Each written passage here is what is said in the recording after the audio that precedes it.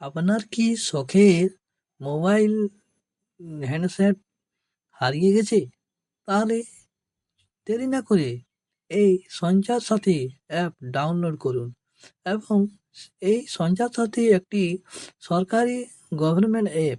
যদি আপনারা এই অ্যাপের মাধ্যমে যদি ভালোভাবে চালান বা মোবাইলের সমস্ত শর্ত পূরণ করেন, তাহলে আপনার মোবাইলটি তার পাশে চলে আসবে, নিজের কাছেই পেয়ে যাবেন।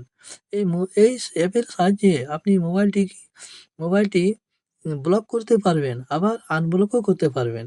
সিম নাম্বারকেও ব্লক করতে পারবেন।